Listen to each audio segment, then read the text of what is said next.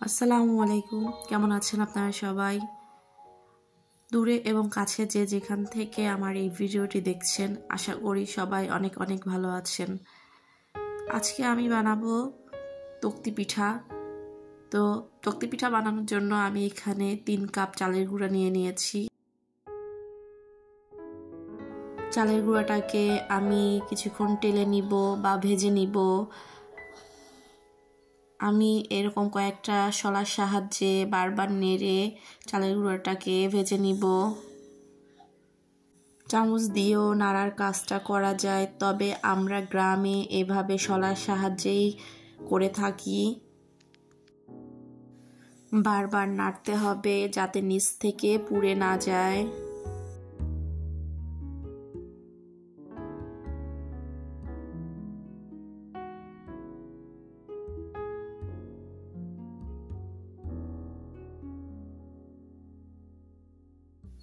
আমি এখানে আতপ চালের গুঁড়া নিয়েছি। আমি একটু সময় নিয়ে চালটাকে ভেজে নিচ্ছি। এই কাজটা একটু সময় নিয়ে অল্প আঁচে করতে হবে। চালের গুঁড়াটাকে ভালো করে ভেজে নিয়ে আমি এখন একটা কড়াইতে নারকেল কোড়ানো দিয়ে দিচ্ছি 2 কাপের থেকে একটু বেশি।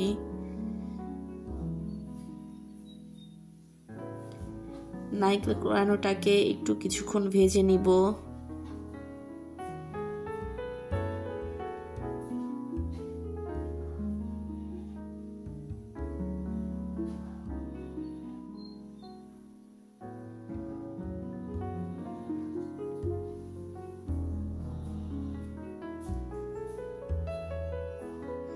আমি এর মধ্যে দিয়ে দিচ্ছি 1/2 কাপের থেকেও কম পানি।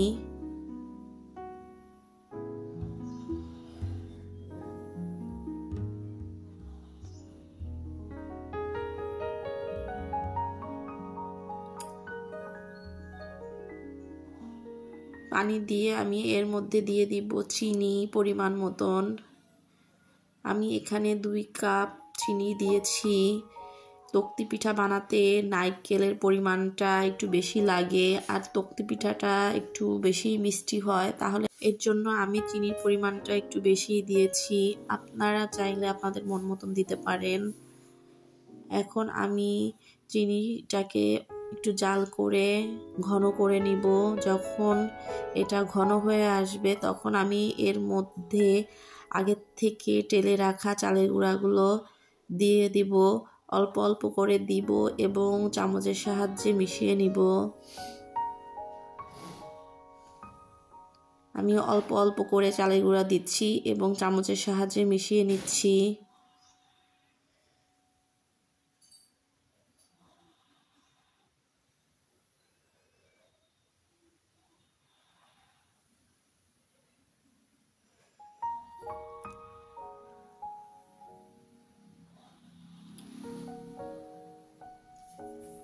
দেখুন আমি কিভাবে করছি। এই কাজটা ঠিক এইভাবে করতে হবে।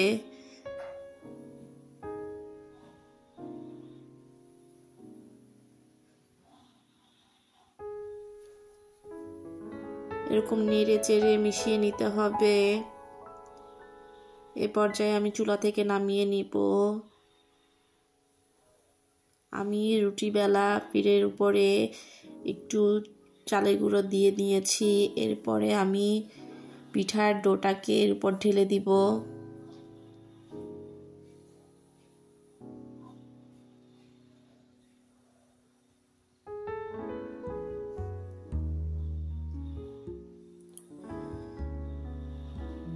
এই কাজটা হাত দিয়েই করতে হবে।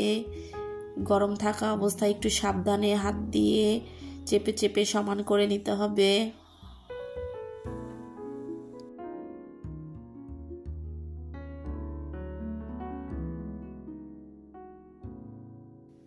আমি একটা বেলনের সাহায্যে একটু চাপ দিয়ে সমান করে নিচ্ছি।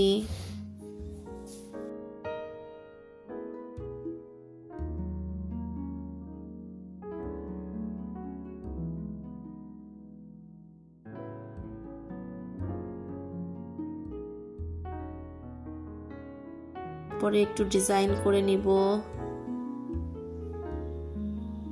এভাবে হালকা হালকা চাপ দিয়ে ডিজাইন করে নিচ্ছি।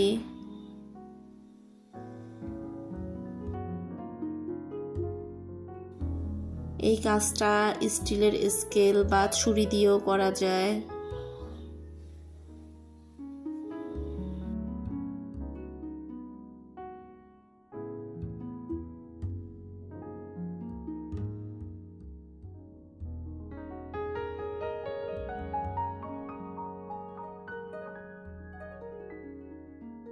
এখন আমি সাইড দিয়ে একটু কেটে নিচ্ছি।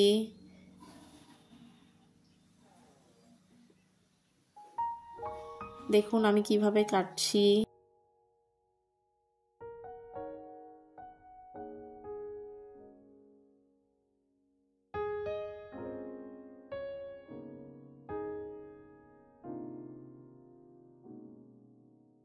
এবার আবার এভাবে করে কেটে নিব,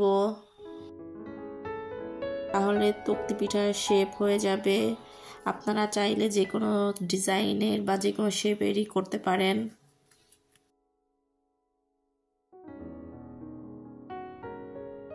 পরিবেশনের আগেই আমার পিঠাগুলো শেষ হয়ে গিয়েছে। আমি এখানে কয়েকটা পিঠা আপনাদেরকে পরিবেশন করে দেখালাম। আমার ঘরের সবাই এই পিঠাটা অনেক পছন্দ করে। দেখুন কতটা সুন্দর হয়েছে পিঠাটা, খেতেও কিন্তু অনেক মজা। শুধুমাত্র নারিকেল, চিনি এবং চালের গুঁড়ো দিয়ে খুব সহজে এই পিঠাটা বানিয়ে নেওয়া যায়।